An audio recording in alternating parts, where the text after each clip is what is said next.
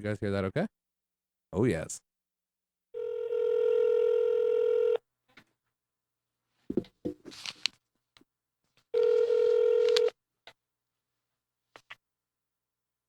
Hello. Hello, who am I talking to? This is Leah. What's up, bro? Leah, what's up, man? Welcome to the Metal Mixtape, my brother. Metal Mixtape. Yeah, I finally got you on, man. I would have thought I would have had you on the first time, my very first show. How's it going, man? Am I just talking to you tonight, or is I believe is Tony there with you? Actually, Tony never showed up. It's me and Brandon. Oh, hey, Brandon, how's it going? Say hi to the Metal Mixtape, man. What's happening, man? Just chilling, man. I'm excited to talk to you guys. Shanoa, one of my favorite bands in all of Oregon, man. You guys crush it. I remember the first time I ever saw or even heard of Shanoa was my very first show in this valley, dude. It was Shanoa, Separation of Sanity, Or3, American Overdose, Proclaimer, and Us. Do you guys remember that show at the Grange? Yeah, we do, man. That was at the Redwood Grange, right? Yeah, dude. Man, that was the most brutal sound system we ever played through. I think that was our sound system. Was it? Yeah. I think we had a couple bands complaining. Couple bands what? Complaining about the sound. Oh no, dude! It was like there was a speaker on the left. I think it was would have been stage right. I think it was cutting out, and that's what they were complaining about. It's funny. No longer. It doesn't matter how long ago a show was. You always remember the details. Right. You're like, oh yeah, the one show with the microphone. But hey, I will say this though, that was a damn good show. Dude, that was a crazy show, man. That was cool of Tabitha to organize a show like that. It was pretty mind blowing for my first show to see all the bands that are like working their tails off here in Oregon. I mean, I got to see you guys, American Overdose, Separation of Sanity, Or3. Like, it was a pretty big show, man. I think we need to throw more shows. You've improved since that show, probably about like 800%, dude. Bro, it did. It's been amazing watching you grow with Insanity's Reign. Oh, thanks, man, dude. I'm not gonna lie, dude. That first show, I probably faked half the set. Faked?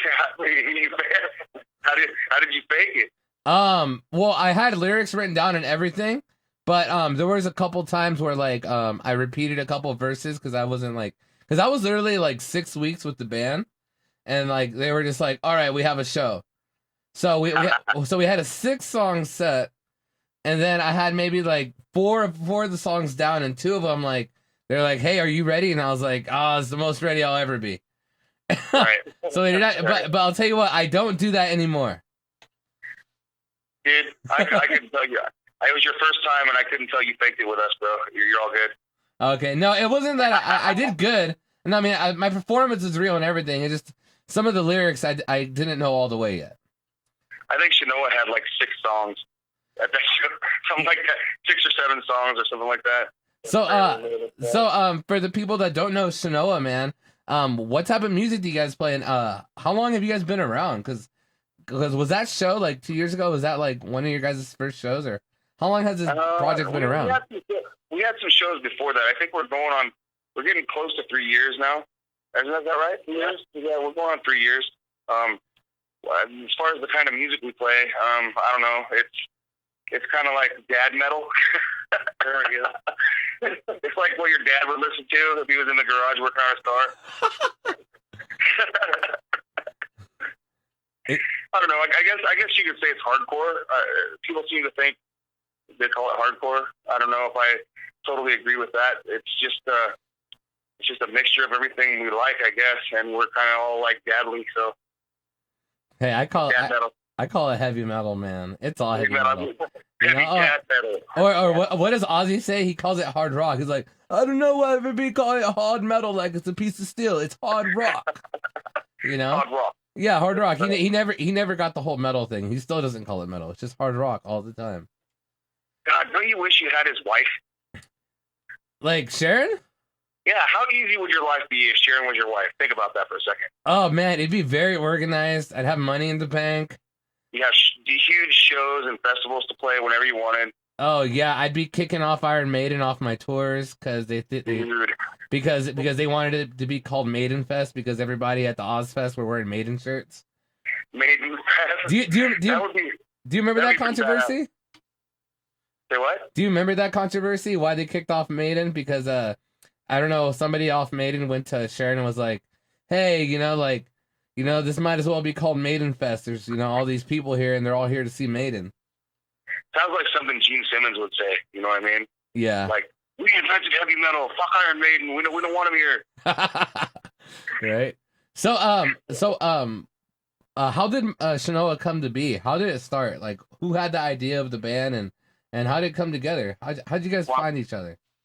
Well, three of us used to be in a band called Lidless Eye, and we played in Southern Oregon for quite a while. The band that band was actually like 6 or 7 years old. I was the last bass player, and I was with them two years. The last 2 years they were together.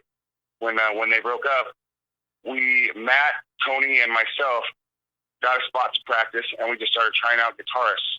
And we tried out quite a few guitarists, and it just didn't seem to fit. You always hope for the best, and you just keep cycling through. And a lot of them, were people that we knew or friends. And then we heard that Brandon, who used to guitar for Tall Boy, right? Yeah. He was moving back to Oregon, and his dad, Scott, kind of hooked us up with him. And when he came in and tried out, it just seemed right, and just clicked. And we just stuck together since then. Dude, that's awesome, man. And I love hearing stories like that of how bands came to be. Because, yeah, I know when having a band together, the really important part is the relationship part. And you got to be able to communicate with the right person because, there's so many talented musicians out there. But I think to really stick in a band and really hold it together, you have to have the whole package. Because, man, I've been in so many instances where we've had right members, but just, the mind wasn't there. Yeah, we are a virtual orgy of douchiness. Right. Unless we have the package, or I don't got a package. You got a package? We have fun. No, I did. You guys are always killing it. I've been lucky enough to share the stage with you guys probably like a dozen times. I always enjoy it, dude. You guys have been here 3 years, destroying the valley. I know the first time I ever met you guys, I wanted to meet you guys because all I ever heard around the valley was Shanoa this, Shanoa that, Leia this, Matt Weber that. It was just, dude, like, you guys were like a disease when I first came in this valley, dude. And then finally you were like, just shut the hell up about those dudes. I don't want to hear it. No, it wasn't that, dude. But, dude, you guys have been playing so many shows. Weren't you guys in the process of recording an album? Yeah, we put a decently sizable amount of money down on an album and got most of it recorded, and then and we got to the end and realized, wow, hey, this kind of sucks. So yeah, we're gonna have to do this all over again. Yeah, that's basically what we're gonna have to do. Hey, it's tough, man. Because you want to be able to represent yourself the best you can. And one bad impression can mean between getting one show or another show. So I'm totally with you on that, man. Like I remember, I forget who I was talking to was telling me that like the recording has to be able to express what you can do live, because a lot of times like bands sound better live than you recorded, but it's so hard to capture that because when you go into the studio, it's just a whole different surrounding. It almost makes you want to just do a live album, Yeah, no, absolutely. I know. Speaking of albums, how is the Insanity's Reigns recording going? Dude, it's going pretty good. I'm just hoping after mixing and mastering, everything's good. But all weekend I'm gonna be recording vocals. So, but it's a tough thing, dude. And I know being able to portray what you do live is tough. And literally, when I go record vocals, I'm pacing back and forth, yelling on the top of my lungs, bloody murder, until I get all the jitters out. Nice, dude. Like I'm like, I tell my producer, I'm like, hey, just letting you know, I'm gonna be yelling for like a couple minutes. It's the way I warm up my voice. So I'm like, like straight up like Macaulay Culkin in Home Alone. I'm just yelling as loud as I can, dude. Hell yeah, man. So I can't wait to hear you guys' album. I know it's gonna sound badass. Oh, dude, no, for sure. I'm looking forward to it. But you know what? More about Shanoa. What do you guys got planned this year? What are some of your goals? I know you're recording an album. What are some of the things you're looking to improve on, or any new ventures you're gonna go on this year? Well, we're gonna start off the first show of the year, aside from the New Year's show that we played. Well, that wasn't us, but our first show of the year is going to be February 9th at Shopke's in Salem, and I believe you guys are on that bill as well, aren't you? Oh yeah, dude, it's gonna be the benefit show for Ricky Wilson, man. Yeah, Ricky is the man. Does everybody know about? Have you talked about Ricky Wilson on your show before? I've talked to him about 3 times. I think I'm gonna talk about Ricky every show. I decided, you know, awesome. and man, I was talking about the show earlier, and I love how Tony from Pitch Black Mass is putting so much of his time to help this kid out. I was talking to him yesterday, and he was telling me how he adopted this new family, you know, and how everybody's falling in love with Ricky, man. I've seen his videos, his inspirational videos and everything, man. And I'm falling in love with him too, man. He's taking everybody by storm, and I hope as much people as possible come to that show. Me too. It's for a good cause. Yeah, I know, definitely, dude. And we're gonna have it's gonna be Shanoa, Insanity's Reign. It's gonna be Chemical Rage. It's gonna be Valiant Bastards, something like that. And then Pitch Black Mass. But that's gonna be a sweet show, man. It starts at I believe it starts at 7 o'clock, and all ages are welcome till 9. Yeah, no. So you're gonna want to show up early. So bring your kids, bring your family, and just come out and support. Yeah, no, dude, and you know what? I think more of this needs to happen. You know, anytime the community needs us, you know, and just to do something like that. So you know, it's gonna be a huge honor for us. Well, you're right. You know, Tony Mata, that guy's got a heart of gold, man, and he's organizing it down at Shopke's in Salem, and it's gonna be a badass show. Yeah, no, it's really great what he's been able to do. I was talking to him on Messenger, and he was telling me how Ricky wanted a new drum set, and I believe he told me that he got Guitar Center to donate most of it. Awesome. Yeah, and I can't wait to see some videos of that. That's gonna be badass. Yeah, no, man, and I love all the updates that Ricky does on Facebook. What he does with his parents. So I can't wait to bring that kid up on stage, man, and I'm sure every band on there can't wait. Because I've seen those pictures of him rocking out, dude, and he's a cool little kid. Yeah, he is. I love it when he gets on stage with Pitch Black Mass. Or no, it's not Pitch Black Mass. Vile Experiment. Vile Experiment. You ever see him on stage with them? I've watched the videos, man. Dude, he rocks, man. He has a guitar up there. He gets it down, man. No, dude. For a kid, he's got the chops. You know what I mean? Dude, and you know he's the future of metal, dude, and more like a lot of these kids. Right. Yeah. What is it? Kim Horn's kid, Connor. He's one of the future gods of this valley. That's the con man. Right. I have a feeling he's going to do something crazy in this valley, something big. Yeah, he's one of those kids that could grow up and be a national act. You know what I mean? Yeah. No, it's not even just rule the valley, rule the freaking country or something, you know? No, dude, I completely agree. So, Shanoa, you guys are so you're gonna be playing these shows. You guys gonna be planning any tours at all, or looking forward to any festivals? Our guitarist Brandon, he got a kid on the way, and we all work. You know, like I said, we're kind of dad metal, and that's how we sort of live too. But no plans for tours in the foreseeable future. But if it's something that's short and sweet, I don't think we'd mind too much. It just has to be the right timing, you know. Yeah, no, I completely agree, man. I mean, everybody in my band, we pretty much just have like weekends off, and we've almost turned into a Saturday band. Right. Ain't that the truth? Yeah, so literally, like, we have 4 shows in February, and they're all on Saturdays, I believe. You like get off Friday, and you're like, we have 48 hours before we have to be back here. Let's go. Right? Hey, but you know, that's what keeps us going. I know you would agree that music is like probably one of the best antidepressants out there. Oh yeah. Well, I'll tell you, man. I'm 46 now, and I've been playing music a long time, and You know, I don't think I got another 20 years in me or anything, but I hope to do it as long as I can. You know, as long as I'm physically able to do it. I think, you know, probably most of us that do this feel the same way. If you can, you need to. You know, we're not here forever, so. Yeah, no, I agree, man. I think just being able to get on that stage, man, it's such a release of just all the pent up stress, anger, and man, to be honest, if I didn't even have this radio show or doing any shows, I feel like I'd lose my mind. Dude, I think it's so awesome that you took over the radio show. Hey, is Foxy there? No, dude, she's sick. Sick, huh? That's going around, no, bro. Yeah, no, she wasn't at practice last week. I don't think she was on last week's show either. No, she was on last week's show. Did you see her finger tapping video that she put on Facebook?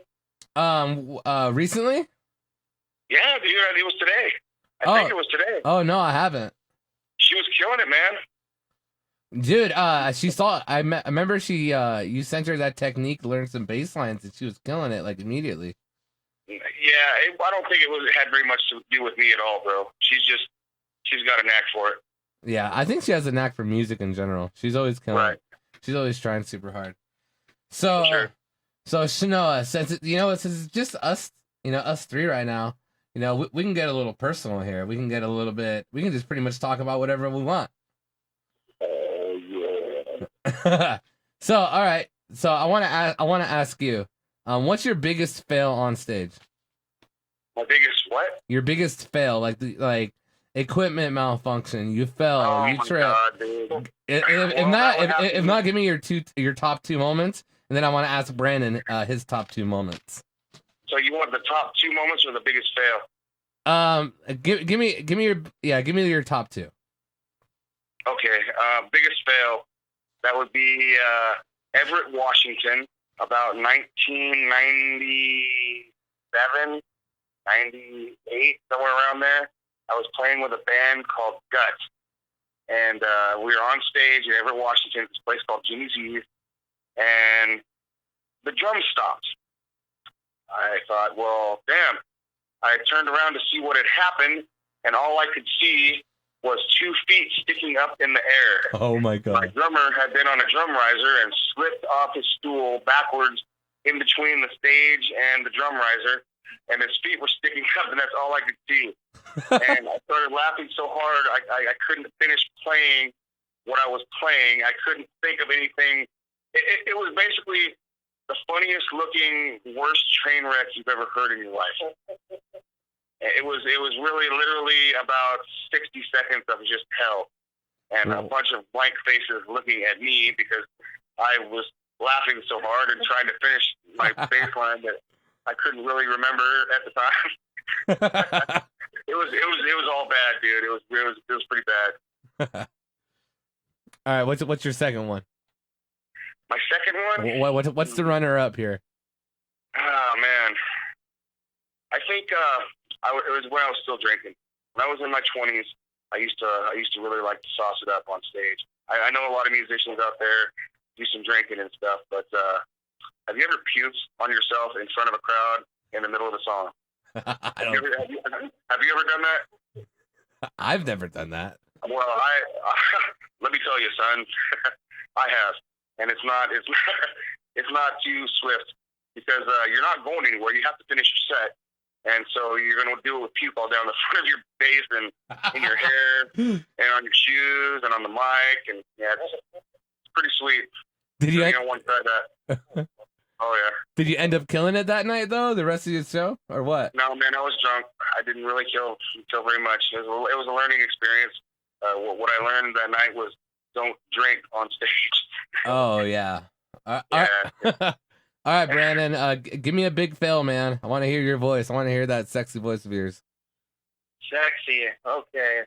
I'd have to say I was playing a show back in Tallboy days in Boise, Idaho, and we're playing a knitting factory, and so there's hundreds of people there, and I'm playing with my glasses off, and I'm playing this really pretty intro to this song, and then all of a sudden they kill the lights on me on stage, and when you mess up, you're not supposed to stop, try to not make it noticeable. Oh, man. there's no recovering. I messed it up so bad that my singer had to yell at the guy to turn the lights back on. I actually had to restart the song. Oh my God. Yeah, it was pretty bad. That was my biggest fail. What, you get any reactions from anybody in the crowd? Was it pretty packed or? Yeah, it was pretty packed. People were just laughing. Oh no. I think the rest of that song just kind of like face my amp, you know. Dude, yeah, no, you got to be able to recover. I can't tell you how many times I've seen people not be able to recover. You got any runner-up story to that? Anything that comes close? Drunken moments. Once I got really hammered, I had to have a wall hold me up the whole time I was playing. Like, I couldn't stand up straight. I was just leaned up against the wall. Dude, that's totally awesome, man. Well, how about you, man? Let's hear your train wreck story. I want to hear one from you. All right. Well, I've already told one a bunch of times about me blowing my knee out on stage and finishing the set. But I've already. Oh yeah, no, I was playing a set with my old band, Victim of Angels, and there's you know the power stance on the guitar. You know, you like arch one leg and stick one leg out. Well, like 6 months previous to that, I blew my meniscus on a trampoline. I tore it. So it was all done up, but I wasn't wearing my knee brace that night. So about 4 songs in, I go to go into like my stance to play guitar solo, and my knee completely I re-rip my meniscus, and I blow my knee out, and my knee, like, my whole body goes left and my knee goes right. So I literally fall down to the ground, and we're 2 minutes into the song. It's like a 4-minute song, and I'm playing it. I'm finishing it. And the whole crowd is like giving me the metal horns, and I'm dripping sweat from the pain. You know what I mean? Like you ripped your knee where you heard it rip, and you heard it over all the music because it's just like eternal. Oh, so I just heard like, and I'm just like, oh, I'm going down to the floor. And yeah, dude. And I remember we had 2 songs left, and I finished the set. I was kind of like the similar story with Brandon. I had to lean on the wall, but I wasn't drunk. I was hurt. But I was leaning on the wall. I finished the set, and it was crazy because the show was in a basement. So I had to have 2 friends carry me up the flight of stairs, and my leg was so messed up that they couldn't put me in a car because it was so ripped that like my leg was stiff. So my friends carried me 2.5 blocks to the hospital. Wow. Yeah, but good friends, bro. Yeah, but the story I wanted to tell you guys was this one I haven't told yet. Is I was in a band called From Ashes to Empires, and we were playing a bar called Monroe's in Redding, California. And I remember I screwed up that whole night, man. I remember before I went on stage, I got new strings, and I didn't stretch them out. So almost every song where I went to go solo, my guitar went out of tune. So that was not good. And then, but the worst part, here's the worst part. So after the whole show, I don't know, I was like 21, so I think I might have been full of myself. You know when you're in that weird little kid stage and being a musician, you're kind of like, oh yeah, you know, like we played a show, we killed it. And I remember I was out of beer tickets that they were giving me that night. So drunk me decides to sneak in beer into the bar. So I'm literally, so I was sneaking in Pabst cans, you know, Pabst ribbon cans. And the thing is that the bar doesn't serve canned Pabst. So you're leaving a trail of Pabst cans everywhere you go? Exactly, in the bar. And they're wondering where the hell these cans are. So I remember that night, I meet a lady, I go outside and I'm talking to her, and all of a sudden, I get flipped around, and my drummer grabs me by my jacket and throws me up against the fence. And he's like, "You just got us kicked out of here for 3 months." You know what I mean? And I'm just like, because they literally had me on camera, and I literally walked into the bar with like 2 Pabst Blue Ribbons in my back pockets and one in the front. and I wear skinny jeans, so I couldn't hide that very well. Right. But you're gonna put it in the front and pretend it's right? No, hung like a Foster's. But right. But no, man, that was my biggest one. I learned to never sneak beer into a bar. It's illegal, I believe now. No, it's not illegal. Yeah, it actually is. I'm pretty sure. Well, dude, I'm gonna say nah. we're getting close to the top of the hour. We only have a couple minutes left. But any final words or any final announcements you want to announce for Shanoa for this year? Sure. Brandon, any announcements? Brandon's having a baby. Woo! Writing new music. Writing some new music. Yeah, that is true. We started some new material it's probably gonna disembowel somebody at some point in time. Dude, still needs a little bit of work, some polishing, but I think you're gonna like it. I think you guys are like the master of polishing music, because I know you guys don't release it until it's perfect. We don't do anything really super complicated, but we like to play what we play pretty good. I think we accomplished that. We're not like super technical metal death gods or anything, but what we do comes out pretty good usually. No, hey, you guys have inspired me, man. I mean, ever since I started playing with you guys live, I've always tried to mimic how great how great you guys sound to our sound. Because even like when you used to do your sounds, like you'd always be like, "Oh, are we too loud?" And like when you said that, like, "Are we too loud?" Like, I never thought of that. You know, because like you never want the guitars so loud that like you can't understand it or do certain things, and like the volume control and the tone and everything, and like, yeah, believe me, dude, Insanity's Reign has taken notes from you guys, especially how we played live. You guys kick ass live, bro. Hey, you know what you need to understand though, Omar, is you are the front man in Insanity's Reign, and I can't really think of anybody off the top of my head that doesn't freaking love you, bro. You help people. You do the radio show. You promote the metal community. You're just an all around good guy, man. So, I hope you understand that, and that you don't take it weird when I say that we love you. Hey, man. Hey, I love you guys so much, and believe me, dude. The reason I act so, I try to be as happy as possible and everything, because, dude, I have some of the bestest friends ever. Like, seriously. You want to know what happened to me at the gas station before I got here? I had Brandon Chapman and Clarence and Wyatt. They all called me and they FaceTimed me, and they called me just to tell me that they were thinking of me. That's awesome, dude. You know what I mean? And I'm just like, what? Why? I'm like. Holding the phone. I was like, well, no, they were actually trying to play a beer game with me. I forgot how we play it, but I can't hold a beer on my left hand, or I forgot what they call on me. But they were trying to play a beer game with me while I was on the phone at the gas station. But dude, I love this community. I love all you guys.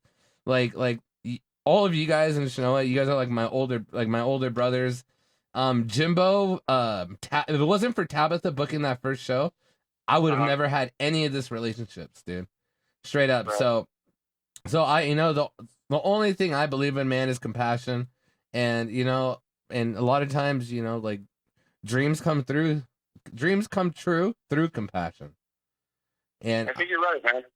And I always say, like, some people are like, oh, you're lucky this, lucky that, lucky this, and I'm just like, no, I'm not lucky, man. I was like, dude, all I'm doing is loving, dude. Like, I always say, like, if anybody wants to do anything in this community, give back to your community. It's like Kennedy said, don't ask what the country can do for you, ask what you can do for your country. And that same goes for the music scene. Word. Oh, yeah. But hey, so here, we're almost getting to the top of the hour. Where's some of the platforms people can find you? Some of the what? Some of the social media sites that people can find you at? Well, Shanoa has a Facebook page, and that's pretty much our main thing that we use. Although lately it's been kind of dead, since the winter started and the holidays and everything. But there's some new posts up there. There's a flyer for the Shotsky show coming up February 9th, of course. And just hit up our Facebook page and get a hold of us and message us and send us pictures of your boobs. Hey, and I have that track that you sent me a while ago, the Undead track. That's from Shanoa. I'm going to play that a little bit later, man. And that was done by a guy a while ago, right? Right.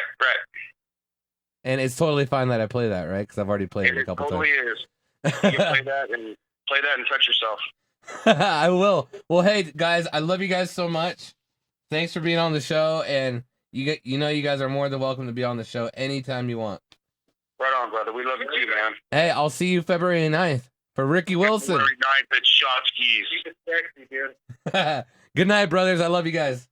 Night, man. And that was Shanoa here on the Metal Mixtape. Welcome to KSKQ 89.5 Ashland, Oregon, 94.1 Medford Oregon, streaming online at kskq.org. This is the Metal Mixtape. We just got done interviewing Shanoa. That was awesome. That was lovely. I love Leia. I love Brandon. They're totally cool guys. And you know what? My favorite thing about it's like, you know what? He said something about the community. Like, you know, a lot of people in here love me, man. But you know what? I love all of you guys so much. And without you guys, like when I first got this radio show, like I didn't know the family that I was going to be inheriting. And I love everybody that listens to KSKQ Community Radio. I love my family here. I love all of you guys. I love my metal family. And I want to say this thank you, because if it wasn't for you guys listening to the show, like you guys make my day. Like, I work a Monday through Friday, a 9 to 5 job like everybody else. And when I can come in here on a Thursday night and play music for you guys and interview bands, like, it makes my life, man. So I want to say thank you to all of you guys, and give yourselves a hand for being such wonderful people. Ah, yeah. But you know what? I bet right now you guys are like, Omar, playing some metal. I want to listen to some music. Well, you know what? You want some music? You got it. Here's some Avenged Sevenfold Brompton Cocktail on the Metal Mixtape.